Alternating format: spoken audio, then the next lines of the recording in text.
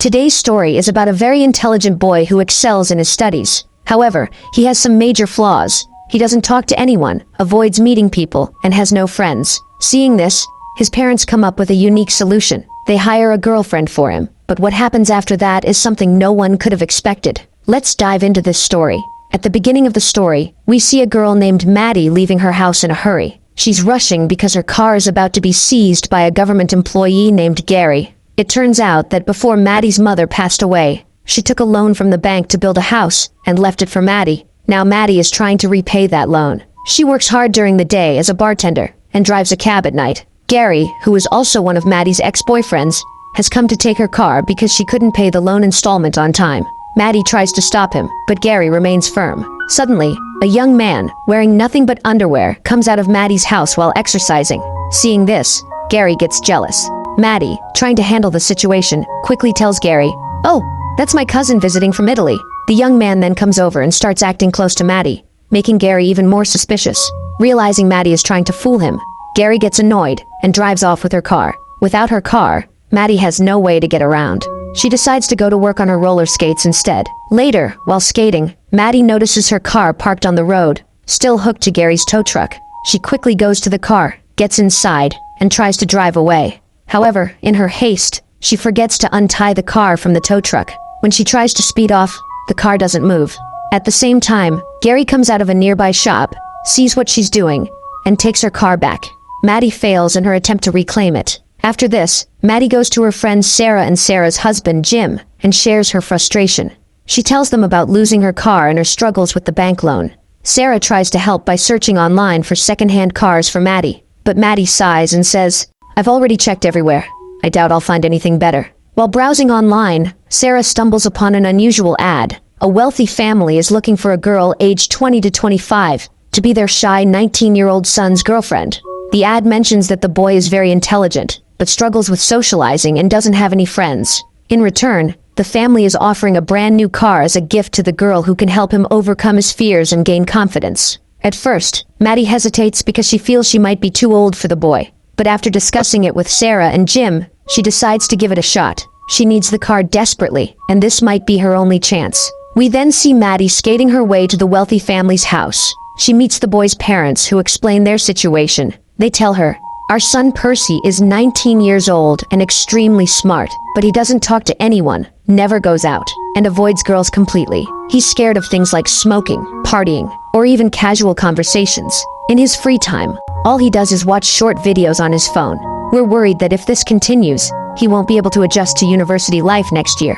Maddie listens carefully and asks, "So, what do you want me to do?" The parents reply, "We just need you to spend time with him, help him socialize, and boost his confidence. Once we see that he's improving, we'll give you the car. But Percy must never know that we arranged this. You'll have to approach him naturally and make him believe it's all genuine." Maddie agrees to the deal and heads to the shop where Percy works part-time. Wearing a striking red dress, she tries to catch his attention by pretending to adopt a dog. Maddie flirts and tries to impress Percy, but he doesn't fall for her charm. Instead, he becomes visibly nervous. Not giving up, Maddie says, "Why don't I drop you off at your house today?"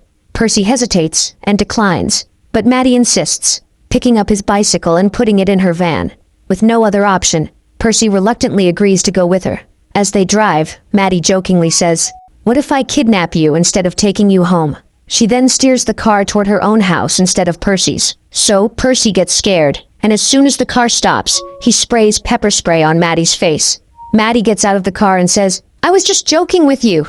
If I had kidnapped you, why would I bring you to my house?" Hearing this, Percy realizes he made a mistake. To make up for it, he gives Maddie a bath using the garden hose, washing off the spray. At the same time, he agrees to go on a date with her that evening. Later, we see Maddie waiting for Percy at a club. After some time, Percy shows up, but everyone starts laughing because he's wearing a formal coat with shorts instead of pants. Maddie, however, praises his unique style to make him feel comfortable. A waitress comes to their table, and Maddie orders a long iced tea for herself. Percy asks for a Pepsi, but Maddie cancels his order and tells the waitress to bring a long iced tea for him too. As they start chatting while sipping their drinks, Maddie's ex-boyfriend Travis suddenly appears. Travis, trying to make a scene, shows Percy his engagement ring and talks about his past relationship with Maddie, including how Maddie broke up with him. After Travis leaves, Maddie decides to take Percy to a beach. However, the beach was off limits after 8 p.m. Percy hesitates because he doesn't know how to swim, but Maddie encourages him. When Percy refuses to take off his clothes, Maddie boldly takes off her own and jumps into the water. Feeling pressured, Percy also removes his clothes and joins her. While they are in the water, a group of people sneaks in, steals their clothes, and starts walking away. Maddie, furious, storms out of the water in the same condition, beats them up, and retrieves their clothes. She goes back into the water and tries to get close to Percy, but Percy, feeling uncomfortable, tells her, "I feel strange doing this. I don't really know you yet." Maddie, annoyed by his response, storms out, sits in her car, and prepares to leave. Percy tries to get in the car, but Maddie refuses. She tosses his clothes out but keeps his phone, forcing Percy to hang onto the car without clothes. Despite this, Maddie drives off, and Percy clings to the car. The situation becomes chaotic when the police notice and start chasing them. To escape, Maddie drives recklessly and narrowly avoids a major accident as a train speeds past them. Later, we see them at Maddie's house. Maddie tries to lighten the mood by playing songs to attract Percy's attention, but he still doesn't fully understand her intentions. Suddenly, Percy starts feeling itchy and notices he has rashes. Maddie helps him by applying medicine. During this time, they start talking, and Percy apologizes to Maddie, saying, "Maybe it's my zodiac sign acting up, but things just didn't work out today. Let's try again tomorrow." Maddie agrees. The next day, Maddie and Percy meet again. They go to various places, have fun, and spend quality time together. Sitting in a quiet spot, they start having a heartfelt conversation. Maddie opens up about her family and how her father never accepted her. Percy listens attentively, and after a while, they share a kiss. While there, they meet Percy's friend Jody. Jody and Maddie chat for a bit, but when Percy steps away, Jody warns Maddie, saying, "What are you doing with him? He's just a kid. I know girls like you. Don't think his parents' money is his. If anything happens to Percy because of you, I won't let it slide." In the next scene, Percy and Maddie dress up and go out for dinner. At Maddie's encouragement, Percy gets on stage, plays the piano, and sings a song. His performance impresses everyone, and they cheer and clap for him. Afterward, Percy's friend Natalie approaches and invites him to a party, saying, "It's going to be so much fun. We'll both be at university soon." Percy excitedly agrees. After Natalie leaves, Percy tells Maddie, "She's such a nice girl. We'll go to the party together, and I'll also get my driving license." Percy, with a smile, tells Maddie, "I'm getting a license so I can drive myself on weekends and come to meet you."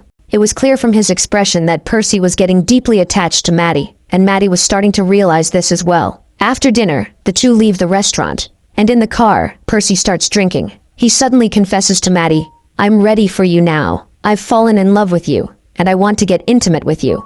Maddie, trying to handle the situation, says, "You've had a drink, and in this state, you won't enjoy your first time. Let's save it for another day." But deep inside, Maddie feels terrible. She remembers the deal she had with Percy's parents, that she's only with him because of an agreement.